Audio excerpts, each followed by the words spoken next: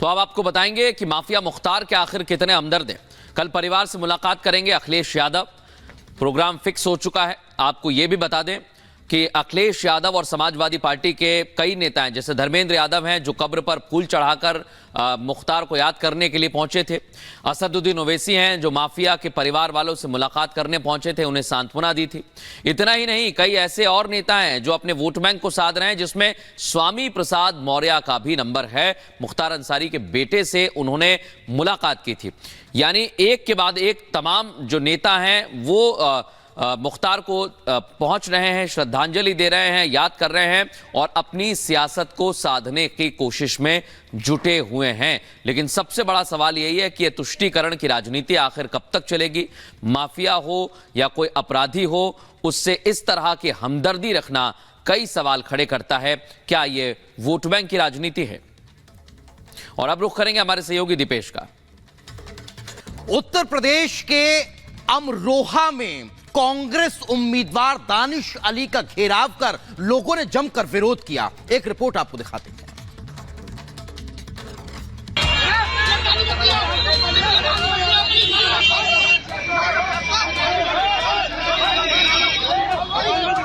लोकसभा चुनाव का टिकट मिलने के बाद कांग्रेस उम्मीदवार दानिश अली का अमरोहा में जमकर विरोध हो रहा है। लोगों से वोट मांगने पहुंचे दानिश अली की गाड़ी को लोगों ने घेर लिया और जमकर हंगामा किया। वहां मौजूद दानिश अली के समर्थकों ने विरोध कर रखे लोगों को समझाने की कोशिश की, लेकिन उन लोगों ने नारेबाजी शुरू कर दी। इसी बीच धक्का मुक्की शुरू हो गई। हालांकि किसी तरह मामले को शांत कराकर दानिश अली की गाड़ी को वहां से निकालवाया गया।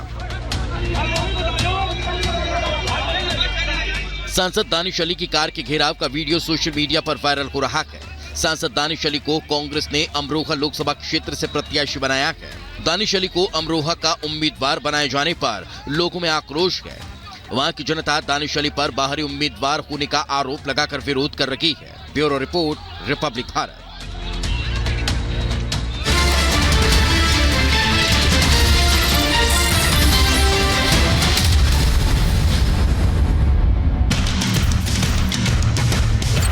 शहीद आजम भगत सिंह जी वो जिन्होंने जेल में रह के अपने प्राणों की आहुति देश के लिए खुशी खुशी दे दी थी, लेकिन वही केजरीवाल हैं जो जेल में रहते हुए सरकार चला रहे हैं और बार बार रिहाई की मांग कर रहे हैं। तो ये तुलना करना वाकई बहुत गलत है। आपने आपत्ति व्यक्त की है, लेकिन क्या अब इसके बाद आप कुछ कानूनी कार्रवाई की तरफ भी आगे बढ़ेंगे? देखिए, सबसे पहले तो मैं जैसे मैंने कहा, ये आम आदमी पार्टी ने अगर गलती हुई है तो उसको सुधारने का उनको मैं मौका दूंगा। और मैं चाहूंगा कि अपनी बुद्धि और विवेक के साथ वो भारत को बताएं कि वो क्या करना चाह रहे थे ये फोटो को दिखा के। हर हिंदुस्तानी या कोई भी समझदार व्यक्ति ये फोटो देख के यही समझ रहा है कि अरविंद केजरीवाल जी की तुलना की जा रही है बाबा साहब अम्बेडकर जी के साथ और शहीद आजम भगत सिंह जी के साथ। तो मैं यही कहना चाहूंगा, पहले इसका जवाब मैं आम आदमी पार्टी का सुनना चाहूंगा कि वो क्या फैसला करती है, या क्या वो लोगों को आके बताती है वो क्या करना चाह रहे थे या क्या चीज उन्होंने करी है। अगर गलती से उनसे ये हुआ है तो मैं ये चाहूंगा उसको वो ठीक करें और इसको सुधारें, आगे भविष्य में ना करें। मैं तो केजरीवाल क्या, मैं तो हर राजनेता से कहूंगा जो हमारे भारत के हैं कि वो अपनी तुलना ना करें, ना शहीद आजम से, ना अम्बेडकर जी से, या किसी महान स्वतंत्रता सेनानी जो शहीद हुए हमारे देश को आजाद कराने के लिए। बिल्कुल यादवेंद्र जी, आपने बहुत महत्वपूर्ण बातें कही हैं और अब देखना यही होगा कि आम आदमी पार्टी इस पर क्या कदम उठाती है। बहुत धन्यवाद हमसे बात करने के लिए। आगे बढ़ेंगे और बात करेंगे चुनाव की खबरों की।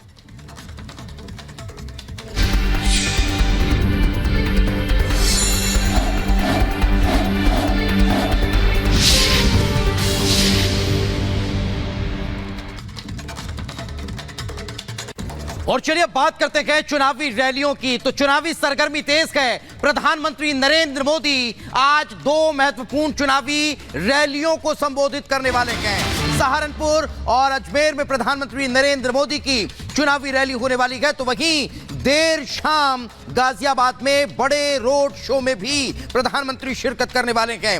अजमेर में दोपहर 2:30 बजे प्रधानमंत्री नरेंद्र मोदी की रैली होगी। अब से थोड़ी देर बाद सहारनपुर प्रधानमंत्री नरेंद्र मोदी पहुंचने वाले हैं, जहां भारी संख्या में आम लोगों को जुटने का सिलसिला शुरू हो चुका है। जहां तक नजर जा रही है वहां तक लोग प्रधानमंत्री को सुनने के लिए पहुंचे हुए हैं।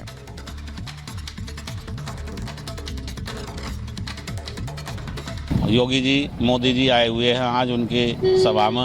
उन्होंने उत्तर प्रदेश के लिए बहुत बड़ा काम किया है, कानून व्यवस्था ठीक की है, यहाँ से जो है सड़कें सब गड्ढा मुक्त है इस टाइम, सभी सड़कें बड़ी अच्छी हुई। अब की बार 400 पार। हाँ, मोदी जी अच्छी लग रही, सारी बात अच्छी है जिसकी, सारी सहूलियत है, सारी सुविधा है। सुविधा ऐसी रात को आराम तक किसी टाइम जाओ किसी टाइम आओ। हमें किसान निधि मिल रही और हमें परमट टाइम पर मिल रहा, मील बढ़िया चल रहे हमारे। हमारे देश के प्रधानमंत्री युग पुरुष के रूप में हम उन्हें उपाधि देते हैं, क्योंकि उन्होंने अंतर्राष्ट्रीय पटल पर आज भारत को जो एक पहचान दी है, उनके स्वागत में, उनके अभिनंदन में हम सब लोग यहाँ उपस्थित हैं।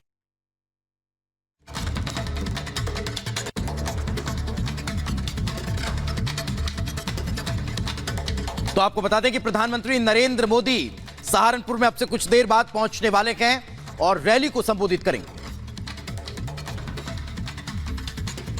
तो कैराना सीट हो या फिर यहाँ पे सहारनपुर, दोनों ही सीटों पर यहाँ पे जीत का दावा किया जा रहा है। लिहाजा अगर बात की जाए तो चूंकि सहारनपुर में पीएम मोदी लगातार रोड शो भी कर रहे हैं, इस बीच जनता जो हिंट दे रही है इसके हिसाब से भी दरअसल दिखाई देता है कि यहाँ पर बीजेपी के प्रत्याशी का पलड़ा ज्यादा भारी दिखाई दे रहा है।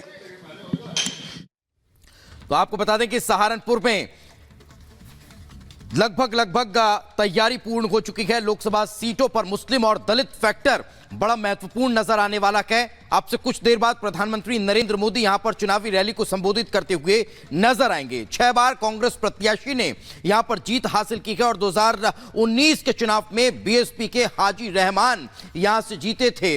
यही कारण है कि अब बीजेपी कमल खिलाने के अब मकसद से यहां पर रैलियों को संबोधित कर रही है। और सीधे रुक करेंगे हमारी सहयोगी अनामिका सिंह इस समय सहारनपुर से हमारे साथ जुड़ गई हैं। अनामिका, बताइए क्या समीकरण कह रहे हैं, लोगों से बात करिए जरा आप। कि अगर बात की जाए सहारनपुर सीट की, तो इस सीट पर अगर बात की जाए तो पिछली बार 2019 की बात की जाए तो यहां पर बीएसपी के प्रत्याशी ने चुनावी जीत हासिल की थी, लेकिन इसके पहले 2014 में यहां पर बीजेपी के प्रत्याशी ने जीत हासिल की थी। लिहाजा इस बार के चुनाव में दरअसल बीजेपी का ये कहना है कि चूंकि वोटों का मार्जिन पिछली बार बहुत कम था, लिहाजा ये जो मार्जिन देख रहे हैं आप इसी के जरिए पूरा किया जाएगा, क्योंकि यहाँ पर जो लोग हैं काफी जोश में दिखाई दे रहे हैं और सभी जा रहे हैं पीएम मोदी की रैली के लिए, जो यहाँ पर 400 मीटर दूर है। लेकिन उसके पहले यहाँ पर जो कार्यकर्ताओं का जोश है वो देख पा रहे होंगे आप। कहाँ से आए? शिमलाना से, ग्राम पंचायत शिमलाना। हाँ, विधानसभा देवबंद भगवाधारी की करो तैयारी, माता की।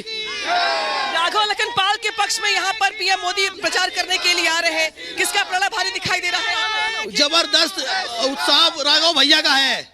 राघव लखनपाल पिछली बार कुछ वोटों से पीछे रह गए थे, इस बार को लेके क्या तैयारी? अब की बार 400 पार, 1 लाख से जीत, 50,000 से राघव लखनपाल जी जीत रहे हैं। योगी आदित्यनाथ के नेतृत्व में मोदी के नेतृत्व में जीत रहे हैं भारी मतों से। हाँ जी। पिछली बार कुछ वोटों से पीछे रह गए थे, इस बार को लेके क्या तैयारी आप? इस बार के लेकर तैयारी बहुत है, संगठन की है। हर वोटर जागरूक है। विकास दी जा रही, विकास हो रहा, शिक्षा और जिला स्वास्थ्य व्यवस्था बहुत अच्छी है, इसलिए मोदी जी की सरकार दोबारा बनेगी, 400 पार होगी। भारत माता की जय। 400 पार में राघव लखनपाल क्या इसमें शामिल हो पाएंगे? जी बिल्कुल बिल्कुल, 1 लाख से जीतेंगे हर हाल में। और आप लोग कहाँ से वैसे आए हुए? सहारनपुर से ही हैं जी।